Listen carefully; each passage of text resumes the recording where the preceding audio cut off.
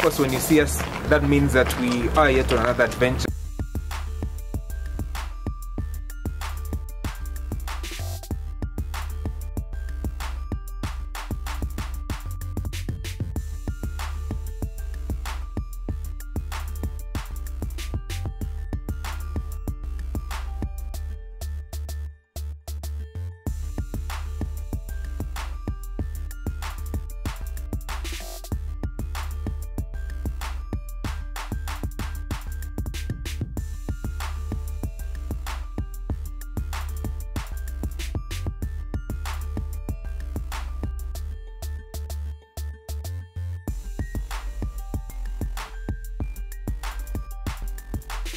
Yeah.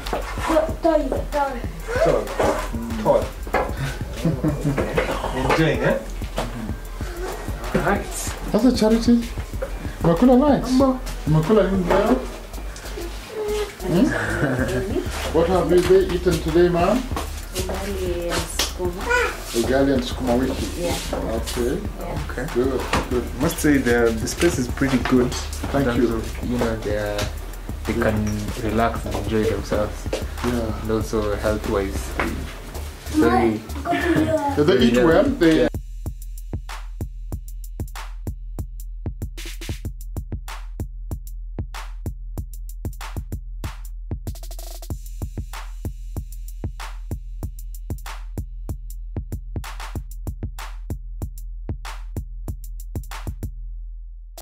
Nyumbani Children's Home is an organization that cares and supports children who are living with HIV and AIDS. It was begun in 1992 by Father Angelo D'Agostino. He passed on in 2006, and currently we have Sister Mary Owens, who is our executive director. Nyumbani receives children from all over Kenya, and the children are children who have been left behind because they are living with HIV and AIDS. They have a medical condition. And these are children who are orphans, abandoned, and most of them will end up being very sick because of lack of care and support. So Nyumbani essentially came up for that rescue to support them. When the children come here, we do fasting to check their medical background. We do a test in our laboratory. We have a very elaborate diagnostic laboratory that we are able to ascertain their HIV status. And once we know their status, then we know what is essential for this particular child. Some children will come in HIV positive, malnourished, and they need immediate care. So we embark on nutritional support. Okay. And our nutritional support, of course, is food. Basically food from like the organic farming products, fresh vegetables, fresh fruits, cows' fresh milk from our farm, which is not far from here. Yeah. And specialized monitoring as they feed, especially they'll have maybe 3 meals per day, monitored very closely by the nutritionist. They have at least 3 meals. They have nice breakfast, porridge. Okay. Then they have, normally they'll have bread or mandazi. Yeah. And then at 10 they'll have a cup of tea. Yeah. With biscuits or a snack. And then lunch, like today you hear they've had ugali and sukuma wiki, which is from the farm. Yes. You know, not necessarily from the market, but from the farm, right from the farm. Yeah, fresh. And then this afternoon they'll have a glass of milk. And we have our own dairy farm where we have a few cows, so we milk our cows. Yeah. And that's the milk they have this afternoon at home. Every child will have a glass of milk. Yeah. Right, fresh, not sparkling, you know. Very, very so, and then they'll have dinner. Dinner tonight is what? Rice and dengue. Dengue is lentils, which is quite also nutritional. Other children will come in with psychological issues, so then we'll impact on counseling, and specialized person will come in to counsel them and support them. Others will come in, maybe they just need love and care, and you know, and food. Yeah. So then we focus on really reaching out to them and embracing them and supporting them in that care. And eventually, within 3 months, you realize these children have improved. When you take their weight from the beginning, when they come in, and you take it after 3 months, you see they have improved very fast in their growth and development. Some come in with maybe milestones, but within a period of time, you'll see they have developed into normal growth and development. Wow. And once they're here, of course, we support them to reach a level of stabilization. Yeah. And stabilization means that they have eaten well, they have taken their antiretroviral drugs, which are specialized medicine for HIV positive people, and also psychosocial support. We really like welcoming them. They have enough ground for them to play around. They have a spacious place to sleep. They have enough people to reach out to them so that they are able to feel accepted. And then we send them to school. Yeah. We start our school program within the compound. Okay. And within that period of 1 year, we reorient them to schooling. And then we send them to public primary schools. Yeah. And once they're in public primary schools, they would go there in the morning. Then we take them a hot meal. They would rather have our meal from here than have a meal at school, because again, our meal is monitored meal, as I said, farm produce, which is basically organic farming, and fresh fruits from the market, which is basically monitored. So that's why we prefer to take the meals to the school, so that they feed well. Yeah. And then they'll come back in the evening. When they go to high school, they would go to different public secondary schools. And again, we give them an additional funds to enable the school to give them a packet of milk in the school, because we can't reach whichever school they are in. But we give them an additional support to get maybe some extra feeding. Most of the children attend colleges, and in colleges we send them to colleges around Nairobi where we can monitor them and make sure that they are actually taking care of their medical concerns, and also making sure that they're eating well. When they finish college, we work on discharging them from the program, where we do an exit program, where they would move out to their own living, own accommodation. And in that case, again, we have a support system, what we call aftercare, to make sure that our nutritionist guides them in what kind of menu they're going to eat as they are staying on their own. We also have a medical person guiding them on what kind of access to medication, access to the nearest hospital, access to the nearest comprehensive care centers where they can access their medicine. So we monitor the children throughout in their care. We have a community-based program called Lea Toto. And Lea Toto supports children who are living in the resource-poor areas of Nairobi. We have about 3,500 children who live with their relatives. Again, these are orphans who have lost their parents, but they have extended family members. These children don't access the holistic care that we give in this home, but they would get access to medical care, the ARVs, through our Lea Toto staff. They also get education, where they are supported in their school going and college. And those who need food, we give them a food ration. We are able to get a package of food for them. Again, essential foods. And then we have large-scale farming. We plant our own, we have greenhouses where we grow in our vegetables and onions and tomatoes. And we are able to harvest to feed these children in the village, and even they sell here. And they'll have variety like what is on the farm. They'll have variety. The farm you have seen here is a replicate of the village. In fact, it is the village current farm, where we have extended what we do in the bigger village in Kitui.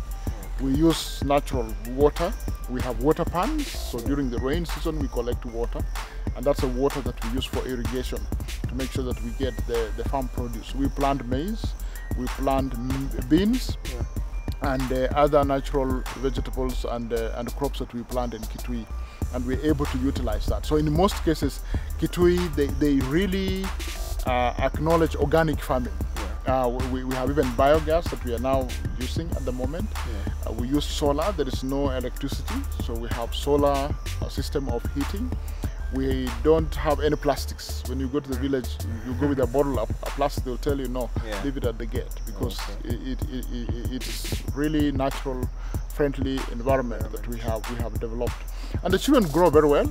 They have enough food. They never starve. They go to school. They pass very well, and they continue to high school, college, and then they get into jobs. So Nyumbani focuses on that. Focuses on the village, the home here, and the community. Basically, to make sure that all these children who are orphans and abandoned because of HIV would grow in one way or another. Okay, interesting. Because you mentioned about that, and you can see you have a clear sense of doing things. For example, children can come here when their very early years and go all through the way into, when they're adults and get out. So there's a clear support system. So how does one become part of this family? What criteria do you use to bring in children in your family? And in total, how many are you? So when the organization was begun by Father Angelo D'Agostino, he sought approvals from all over. He sought approval from the Ministry of Health because we were dealing with health issues. Yeah. He sought approval from the government because we are starting up an organization that would support pediatric intervention for HIV positive children.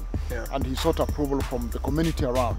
So when the home was established, people knew that Nyumbani is specifically for children who are special, who need care, who need medical intervention.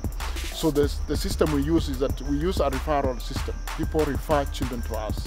Initially it was from the Kenyatta National Hospital, where Kenyatta Hospital will refer the children who are testing positive to Nyumbani. Okay. And then we also got from other hospitals like Gertrude Children's Hospital, the babies who are testing positive would be referred to us. And when they come here, we do, of course, we have a laboratory, a very elaborate laboratory that we're able to test them and make sure that they are actually children who need this facility. So tell us what you do here. Yes, Sister Susan. It's quality assurance. Yeah, I deal with quality, but basically the lab is a diagnostic laboratory. So we test samples from various places. We have samples from our children, and we also test samples for other hospitals and labs that refer their samples to us. Oh, okay. Yes, and we have different tests that we do. We have from basic or routine tests to more specialized tests. Okay. Yes, I have friends to interrupt. That's an interlude. In total right now, I have 123 children living here. And they stay in groups of 14 per house, a small family from the youngest to the oldest. And then I have the 3,500 in the slums of Nairobi and the 1,100 grandparents in the village. So you'll see that we are actually reaching 4,500 that we are supporting. Family, it's a bigger family. And they don't just stay, they come in and move out. You know, we have very less mortality rate.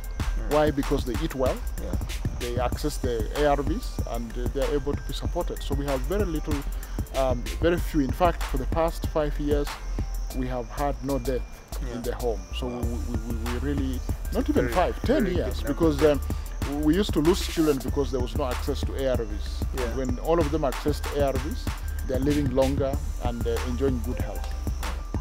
Yeah, so, and then in terms of when we see you in your activities, you know, pretty much farming is at the core of most of the things you do, because you in Kitui you've also invested in farming. When we're talking about your current organic farm, there's also a bit of farming. Even here, you have different gardens. So how important is it, especially organic farming, into your system and what you do? There are two things. One, it's always good to feed the children on natural food from the organic farm without any additional item.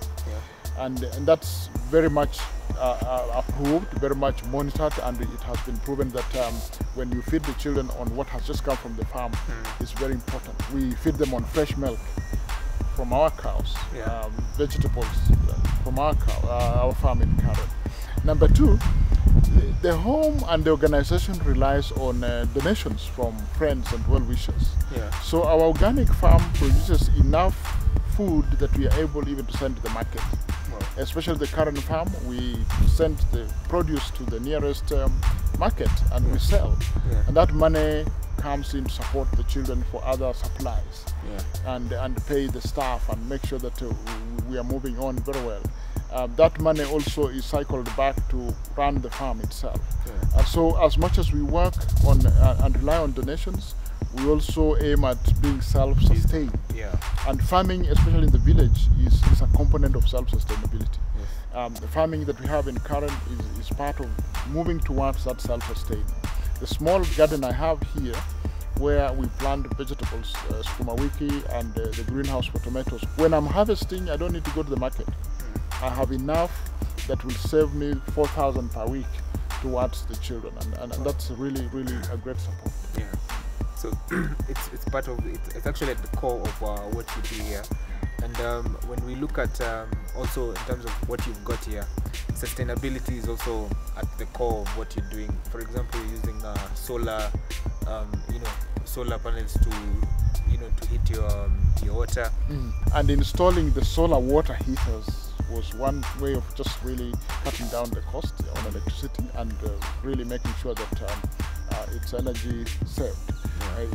Even our cooking, of course, we try our level best. We use gas in that case. We also tried others. We tried solar cooking. We had solar cookers, but with mass cooking, you can't use the solar cooking systems. But we tried that. So we try as much as possible to really sustain ourselves naturally and cutting down from overuse of other energies. In terms of feeding now, in terms of the children feeding on organic food, will you say it has created some sort of good impact to their health? Oh yes, yeah. I mean, if you monitor a child who came in 3 months ago, within a period of, our target is within 3 months that child should have woken up, walking and moving about. But you'll find that it doesn't really even reach 3 months. Within 2 months, that young baby is already moving around, happy, ready to go to school. So we see the impact. We take the weight of the child at the entry, and then within 1 month, and then the second month and the third month, and you'll see progression. You'll see very good progression. Naturally, the young people are more healthier than even ourselves who are staff. Why? Because they eat very well. In addition to the ARVs they take, they eat very well. The feeding is very good. We have 3 meals. We have breakfast, and mostly they'll have porridge from Wimby. They would have an egg, or occasionally twice in a week. They have milk, a glass of milk, such a time at 3 p.m. Lunch, they may have ugali with vegetables, sukuma wiki, cabbages, again carrots in addition. And then supper, they may have kideri, which is again well cooked with potatoes. Really monitored. We try to keep to that naturalness. Today we had guashe. Guashe is a very strong sweet potato. Is very good.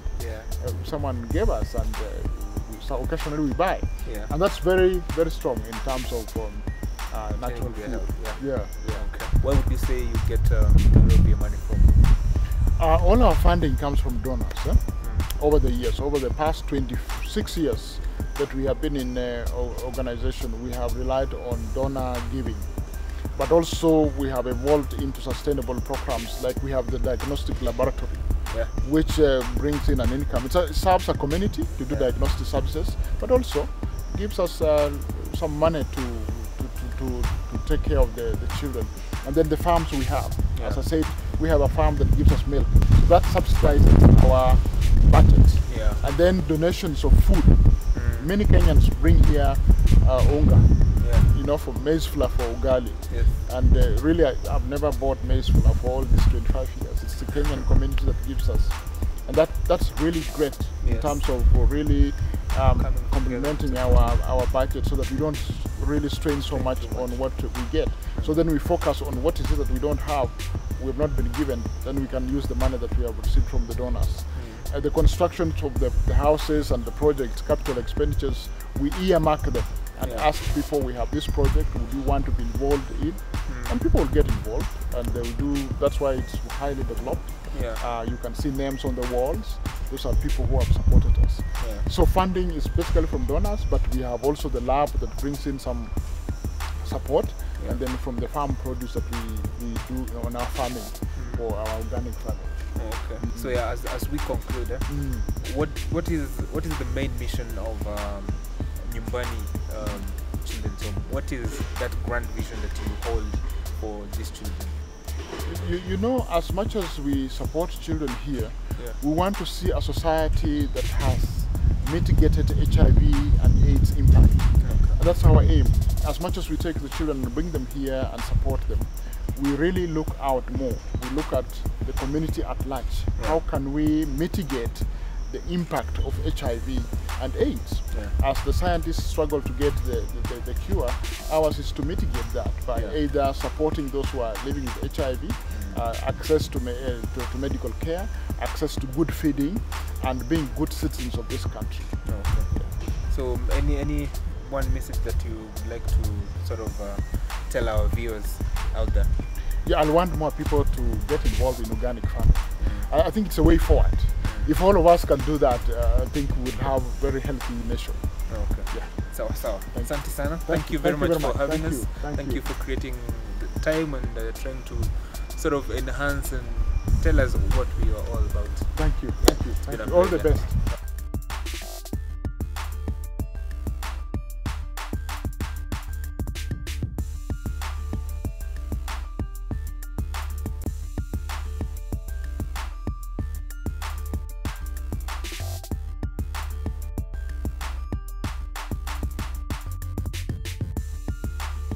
Well, what an adventure, ladies and gentlemen, we've just had. I mean, that goes ahead to showcase what we are all about, ensuring that you experience that organic magic. So, of course, we hope you have really enjoyed. For us, it's been a wonderful time. So, of course, we continue on our organic quest, and this week we are asking, who are Nyumbani Children's Home? Just like that. So, who are Nyumbani Children's Home? So, if you think you know the answer, leave them in the comments below, and of course we'll be able to pick a winner who will be able to walk away with our organic gift hamper. So without further ado, ladies and gentlemen, remember to visit our website at organicadventures.org to have a look at the kind of videos that we have, the kind of blogs that we have, and of course listen to our podcasts. So till next time, ladies and gentlemen, be organic.